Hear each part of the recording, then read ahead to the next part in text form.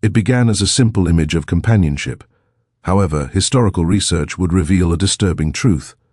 Dr. James Patterson had dedicated his professional life to examining the dynamics of race in the American South after the Reconstruction period. He concentrated on the infrequently recorded instances of authentic camaraderie that spanned racial divides during a time when such bonds were not only frowned upon but could be perilous. In August of 2019, while organizing a set of images gifted to the archives at the University of Mississippi, he came across a picture that halted him entirely. The image, marked April 1899, depicted two men inside what seemed to be the sitting room of a humble yet proper residence. The furnishings of the space were discernible behind them: a plain wooden fireplace surround, sheer window drapes, a modest case for books, and framed portraits on the walls. Yet it was the two men who seized focus. On the left was Thomas Brennan, a white man around 67 years of age, wearing a suit that was used but tidy. His features were rugged, etched with profound wrinkles that hinted at years of labor outside. His palm was settled on the shoulder of the younger man next to him, not in a stiff, formal manner for the camera, but with real fondness, a type of touch that could not be staged. The younger man was Daniel, noted only by his given name on the annotation attached to the photo's reverse. He seemed to be in his early 20s, a black man, attired in more basic but equally cared-for garments. What impacted Patterson most powerfully was Daniel's demeanor. He was grinning, a true smile, carrying a relaxation and contentment that was exceedingly uncommon in pictures of black Americans from this period, most especially when pictured alongside white individuals. Both men gazed straight at the lens with looks that indicated shared regard, even kindness. There was no trace of the strict expected power dynamic that usually characterized dealings between white and black citizens in Mississippi in 1899. This was not an image of boss and laborer or benefactor and recipient. This resembled a picture of companions. Patterson gingerly flipped the photograph over. On the back, in dimming pen marks, a person had inscribed, "Thomas Brennan and Daniel, April 14, 1899. May this companionship last." The penmanship was learned, the feeling heartfelt. Beneath that, in distinct, more unsteady script and a deeper ink, added afterward, Patterson surmised, were phrases that caused his chest to tighten. It did not. "God have mercy on me." Patterson leaned back in his seat, the image still cradled in his fingers. Something horrific had transpired after this moment was captured, something that had tormented the individual who added those final lines. The stark difference between the optimistic first message and the grief-stricken addition hinted at a tale of sorrow, treachery, or calamity, perhaps all three combined. He commenced the work he knew intimately, the systematic piecing together of lives from scant proof. He began with population registers, looking for Thomas Brennan in Mississippi during the 1890s. He discovered a few potential matches, but one listing from the 1900 census was prominent. Thomas Brennan, white male, 68 years old, profession listed as agriculturist, living in Tallahatchie County, Mississippi. The entry noted he resided by himself. Patterson checked land ownership documents and learned that Thomas Brennan had possessed a modest farm of 40 acres just outside the community of Charleston, Mississippi. This was not a grand estate. Thomas was not a member of the affluent land-owning elite. He was a modest farmer tending his own plot. Uncovering details about Daniel proved more challenging.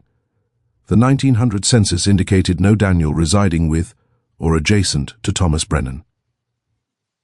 Patterson broadened his investigation, examining regional newspapers from 1899, parish registries, and legal papers. What he would uncover would guide him toward one of the most distressing narratives he had ever encountered. Dr. Patterson probed into Thomas Brennan's history, seeking understanding of how a white farmer in Mississippi in 1899 could have cultivated a sincere bond with a young black man. The explanation resided in Thomas's earlier life, recorded in Army files Patterson located in the National Archives. Thomas Brennan had been a soldier in the Union Army during the Civil War. His enrollment record from 1862 indicated he had enlisted with the 33rd Illinois Infantry Regiment at age 30, putting his job as farmer and his state of birth as Illinois. His service file showed he had participated in numerous engagements, including the campaign at Vicksburg in 1863, where his unit had been among the Union troops that seized that vital river city. Patterson discovered something further in the military archives. Thomas had been injured twice during the conflict, the second instance gravely at the Battle of Nashville in December 1864. He had been released from duty with honor in early 1865 because of his wounds and had been granted a modest veteran's pension, what prompted Thomas Brennan to relocate from Illinois to Mississippi after the war. Patterson found the reason in land deeds from the Reconstruction period. In 1867, Thomas had bought 40 acres in Tallahassee County via the Southern Homestead Act, a government initiative that provided land to new residents, including Union veterans, in previously Confederate states. The program was designed in part to reform Southern culture by bringing in Northerners who would uphold Reconstruction aims. Thomas had been one of many thousands of Union veterans who journeyed south looking for new prospects. But by 1899, Reconstruction had been finished for decades, superseded by aggressive white supremacist governments that had methodically deprived black Americans of their legal protections and reinstated racial dominance through legislation and violence. Union veterans who stayed in the South were often isolated, frequently despised by white Southerners who saw them as invaders and turncoats. Protector learned more about Thomas through county archives and local accounts. Thomas had never taken a wife, had no offspring, and evidently led a solitary existence working his small farm. Yet there were suggestions he had not completely forsaken his Union beliefs. In 1875, a local paper briefly referenced that Thomas Brennan had given testimony supporting a black farmer in a land conflict with a white neighbor, an exceptional and risky deed for that time and location. The black farmer had prevailed in the case, and the newspaper piece noted ominously that certain northern influences persist in meddling in affairs beyond their purview. Patterson located another mention in the 1882 minutes of a county board meeting.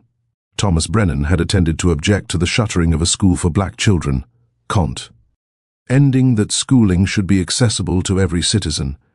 His objection was overruled, and the school was closed regardless. These minor acts of defiance sketched the portrait of a man who, decades after the war's conclusion, still held to the ideals for which he had battled. Yet believing in fairness and actually forging friendships across the racial barrier were separate matters. In the Mississippi of the 1890s, such friendships were not just uncommon, they were perceived as dangers to the established societal structure. Patterson needed to comprehend how Thomas and Daniel had become acquainted and why they had hazarded so much to preserve their bond. Uncovering Daniel's complete identity was arduous. Daniel was a frequent name, and many records of black Americans from this era were partial, contradictory, or simply never made. But Dr. Patterson was tenacious, and slowly he assembled the account. In parish records from the African Methodist Episcopal Church in Charleston, Mississippi, Patterson discovered a baptismal entry from 1877. Daniel, son of Clara, born 1877. No father was named. This was typical for children of unwed mothers, or, as Patterson suspected here, children born to women who had been enslaved and whose children's fathers were unrecorded or unclaimed. Patterson found Clara in the 1880 census. Clara Freeman, black female, age 32, household worker. Residing with her was Daniel Freeman, black male, age 3. Therefore, Daniel's full name was Daniel Freeman, a last name often taken by people freed from slavery after emancipation. Clara appeared in later census listings, always employed as a domestic worker for different white households in Tallahatchie County. Daniel was listed with her through 1890, noted as a student, a notable circumstance for a black child in Mississippi during an era when educational access for black children was drastically restricted and frequently absent. Then Patterson found a vital clue in county court archives from 1893. Clara Freeman had passed away that year. The listed cause was lung fever. She was merely 45. The documents indicated that her son Daniel, then 16, had been left without kin and without resources. This was the moment Thomas Brennan came into Daniel's existence. Patterson discovered an entry in Thomas's land papers from late 1893, Daniel Freeman, employed as field hand dwelling on premises. Thomas had provided Daniel with shelter, work, and a home when he had no other options. yet their connection had plainly deepened beyond that of proprietor and hired hand. Protector uncovered proof in unexpected locations. In 1895, Thomas had financed Daniel's enrollment in a woodworking instruction course provided by a religious charity, an expenditure of funds and effort that indicated sincere concern for Daniel's prospects. In 1897 documents revealed that Thomas and Daniel had journeyed together to Memphis to acquire agricultural tools, an uncommon arrangement for a white man and a black youth in that period. The image from 1899, captured within Thomas's residence rather than a professional setting, implied closeness and confidence. Having a portrait made was a costly and meaningful event at that time. The fact that Thomas had organized for this picture to be taken in his own sitting room, with Daniel presented as a peer, was remarkable. Patterson located the photographer's commercial logs in a Memphis archive. The portrait had been produced by an itinerant photographer named William Hayes, who conducted tours through rural Mississippi, creating likenesses for households unable to visit city establishments. Hayes's record book for April 1899 contained an entry: Brennan residence, 2 sitters, 1 plate, payment $2, 2 sitters, 1 plate. Thomas and Daniel had been photographed together intentionally as a pair, not in individual portraits. This was Thomas's decision, Thomas's declaration.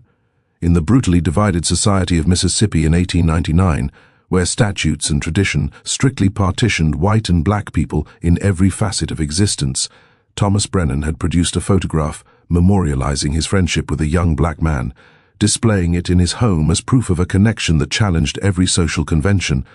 What had occurred between April 1899, when that image was captured with its optimistic dedication, and the later addition of those tormented words, "It did not.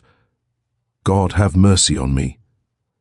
Dr. Patterson's crucial discovery arrived when he located a sequence of articles from July 1899 in the Charleston County Press, a weekly periodical serving the region where Thomas Brennan resided. The headlines conveyed an alarming narrative: Negro apprehended for theft from distinguished household, purloined goods discovered in Negro's keeping, immediate penalty urged by community. The articles described how Daniel Freeman, a Negro youth of about 22 years, had been charged with pilfering jewelry and currency from the home of the Garrett family, one of the most prosperous white families in the county. According to the newspaper report, Mrs. Sarah Garrett had found valuable adornments missing from her chamber. She had instantly suspected Daniel, who had purportedly been observed near the estate days prior. When the sheriff examined the small shack where Daniel dwelled on Thomas Brennan's land, he allegedly uncovered some of the stolen articles concealed beneath Daniel's cot. Daniel was taken into custody and imprisoned. The newspaper pieces included remarks from Mrs. Garrett insisting on suitable retribution, and from various white residents demanding prompt justice and voicing fury that lawless influences were being sheltered by T.O.'s who ought to know better, a transparent allusion to Thomas Brennan's Union past and his employment of Daniel. But Patterson's familiarity with historical newspapers, particularly Southern publications from this epoch, had instructed him to analyze with skepticism. These papers frequently advanced white supremacist accounts and rationalized brutality against black Americans. He required alternate sources to grasp what had truly transpired. He located those sources in unforeseen places. First, in the archives of the Mississippi branch of the Women's Christian Temperance Union, a group that sometimes championed fairness, even when it was contentious.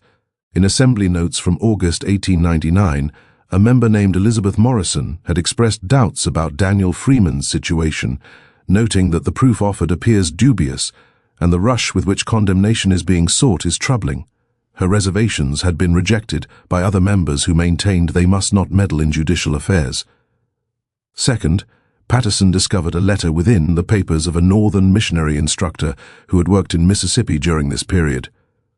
The teacher, Margaret Stevens, had written to her sibling in Massachusetts in July 1899, "A dreadful circumstance is unfolding here involving a young colored man who I believe has been wrongly charged. He is bright, diligent, and has been in the employ of a Union veteran farmer who speaks well of his integrity. Yet the allegation comes from an influential family.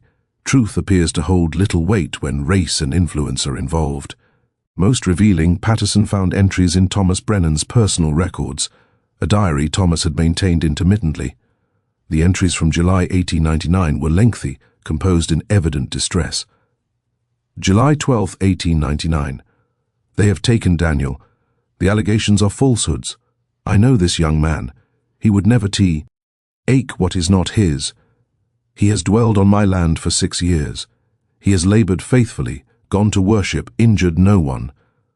But Mrs. Garrett has accused him, and that is all that signifies to them. They discovered jewelry in his cabin, but how did it arrive there?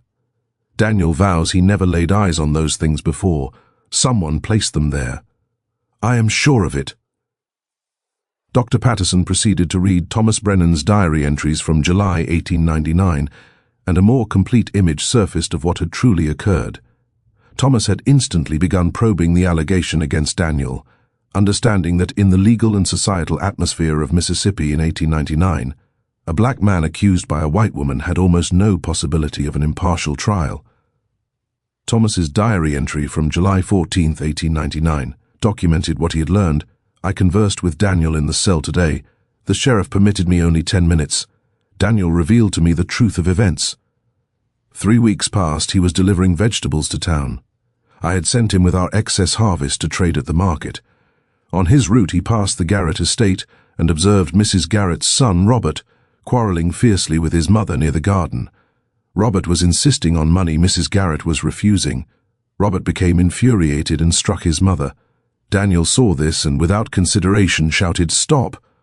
Robert noticed Daniel and menaced him, stating, if he ever spoke of what he witnessed, he would regret it. The journal continued, Daniel informed me he attempted to forget what he had seen, but it disturbed him.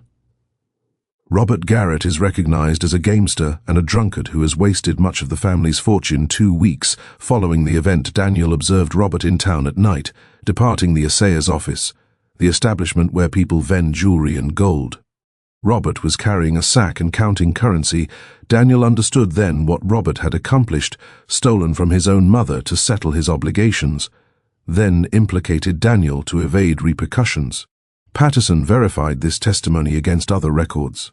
He found indication that Robert Garrett indeed had a reputation for wagering and indebtedness.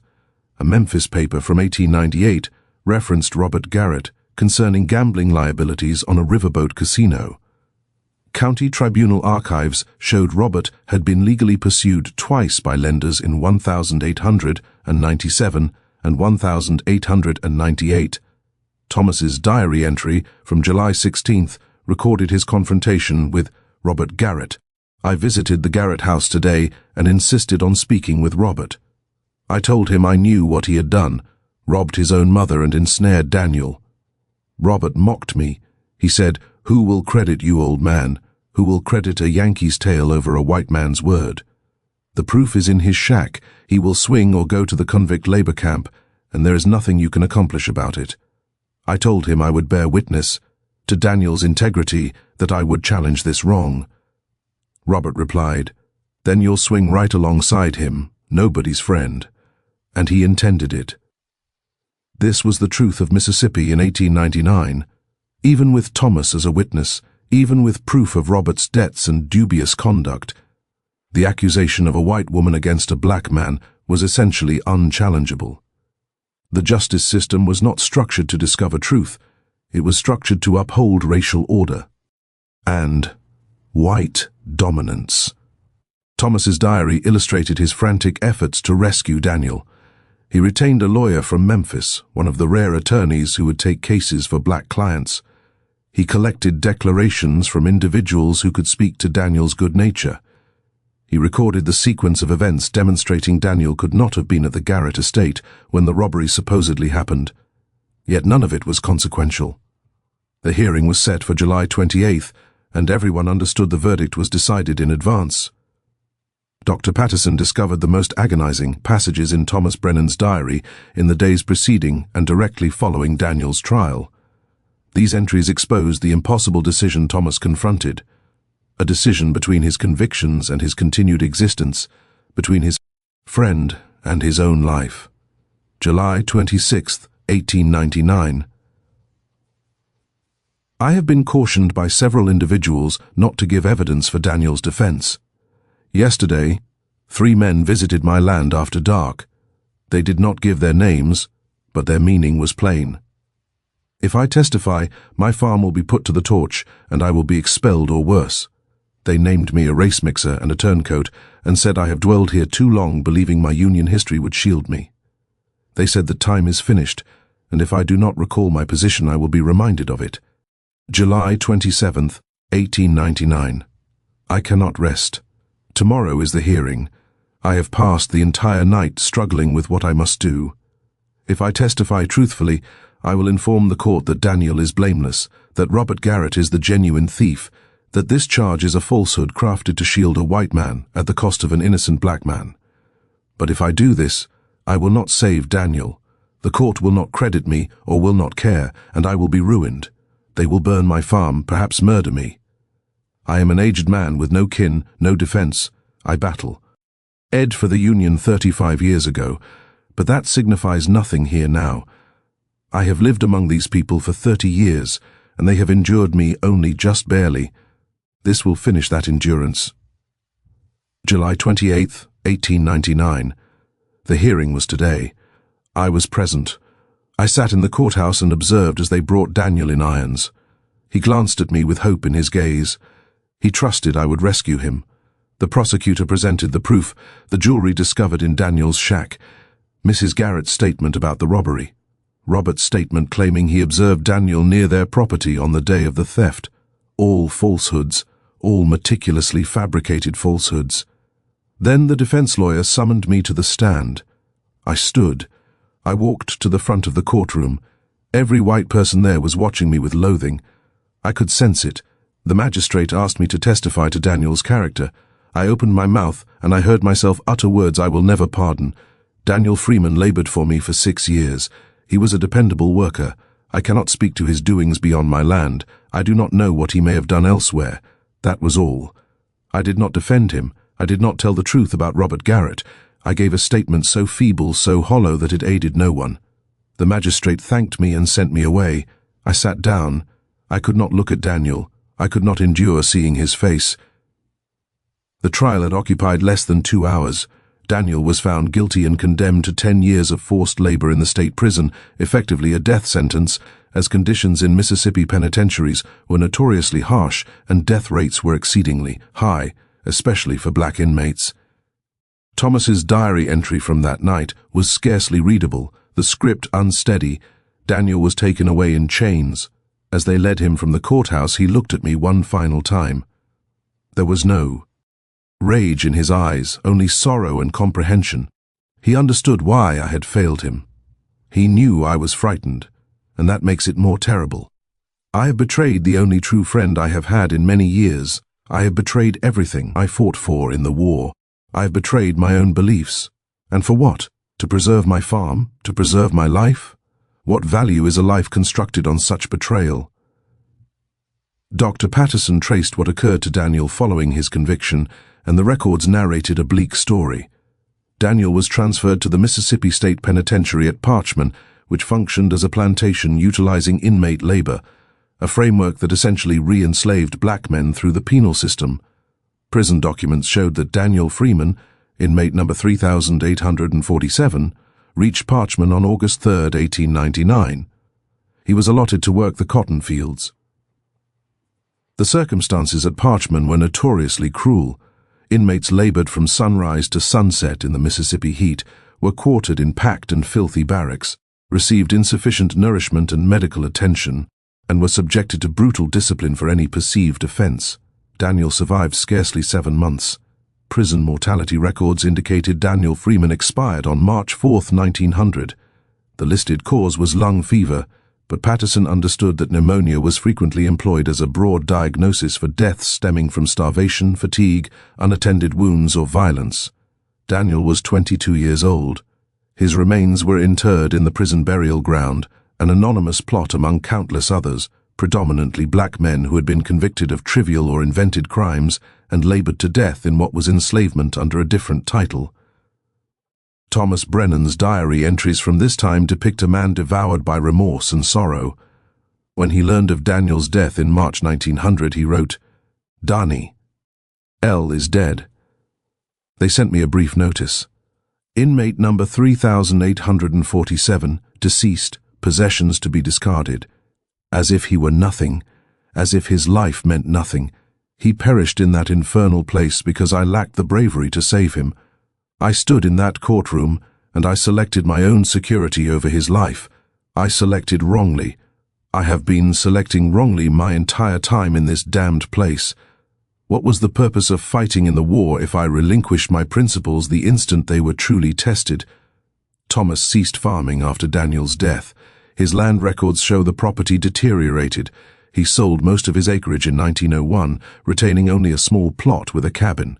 Tax documents suggest he lived in destitution for his remaining years, seemingly unable or unwilling to work. Patterson found one more vital document, a letter Thomas had composed in 1902, but evidently never dispatched. It was addressed to Daniel's mother's sibling, a woman called Rebecca, who resided in Memphis. Thomas had attempted to find Daniel's kin after his passing.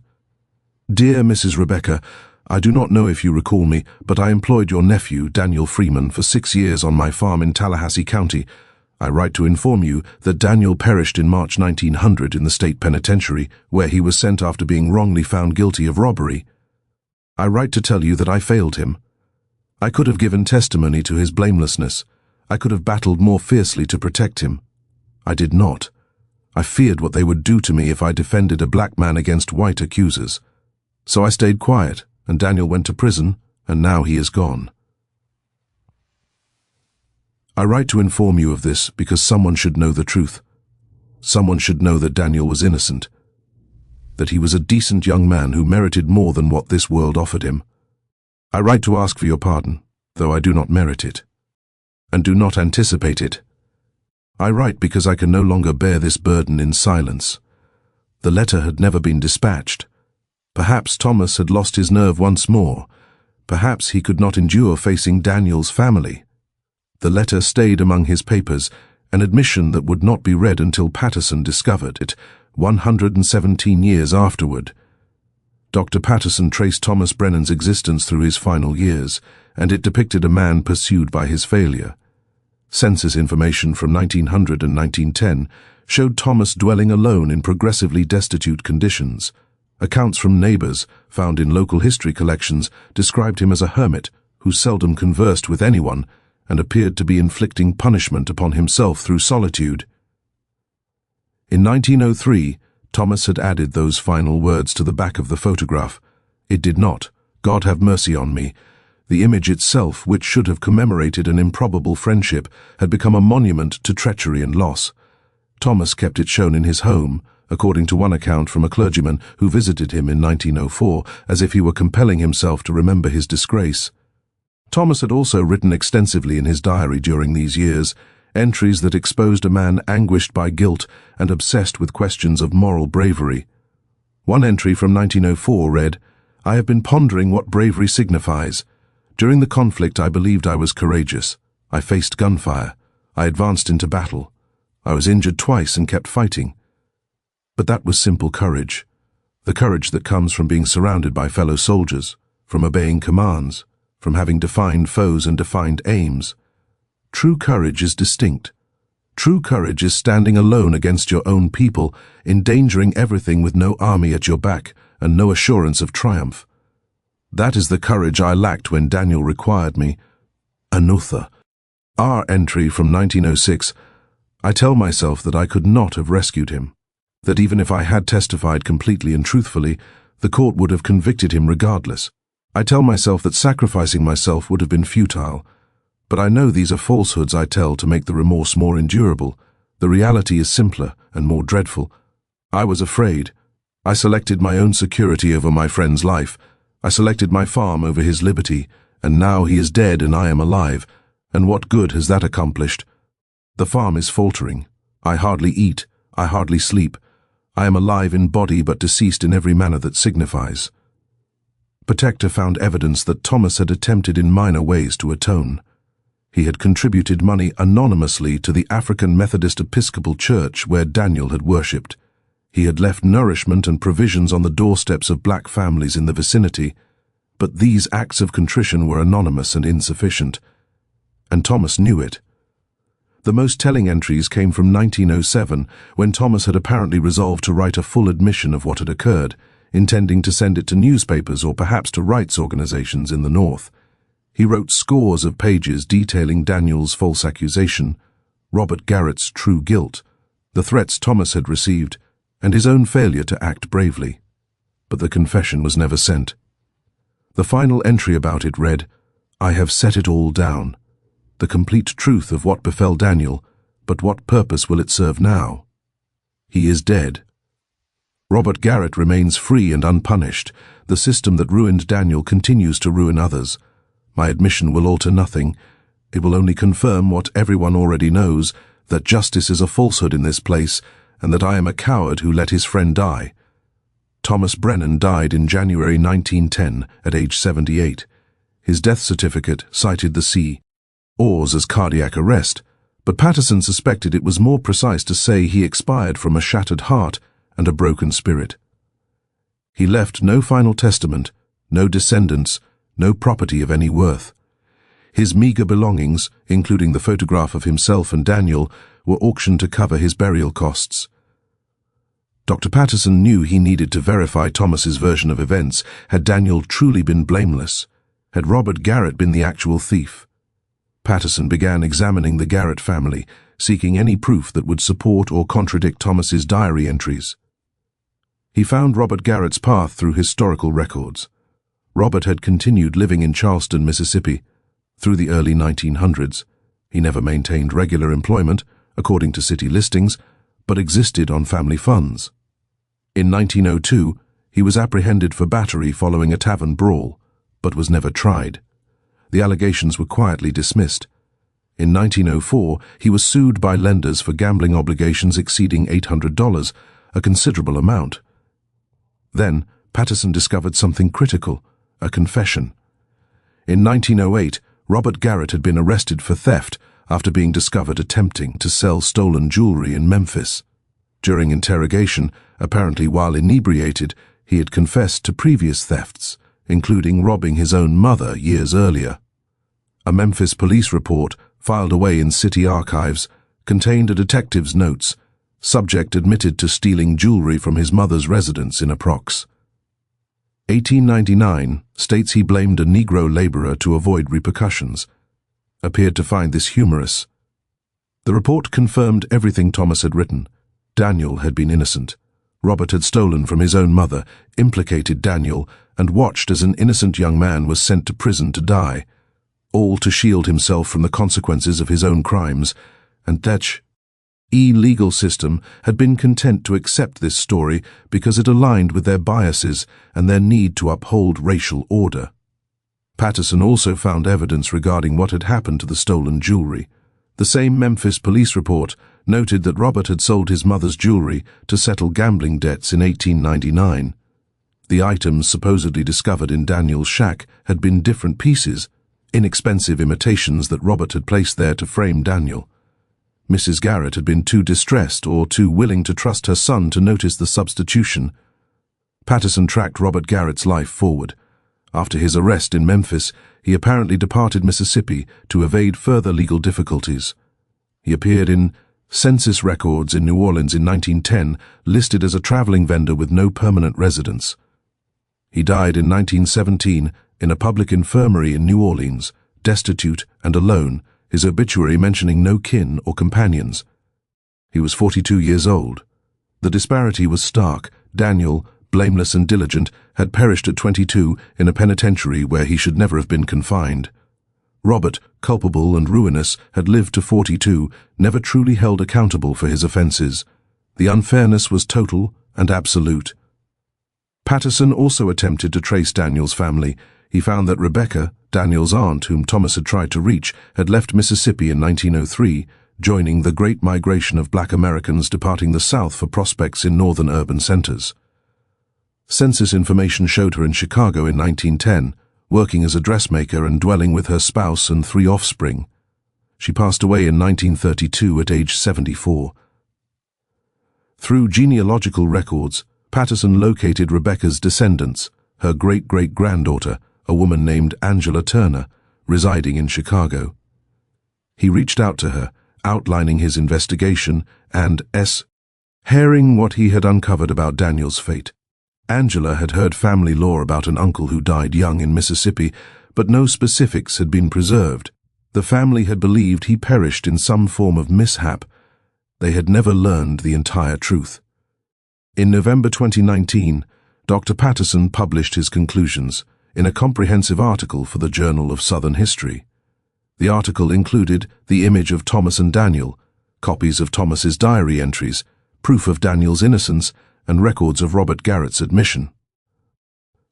The article was titled "The Price of Silence, Camaraderie, Treachery, and Inequity in Post-Reconstruction Mississippi." The reaction was swift and profound.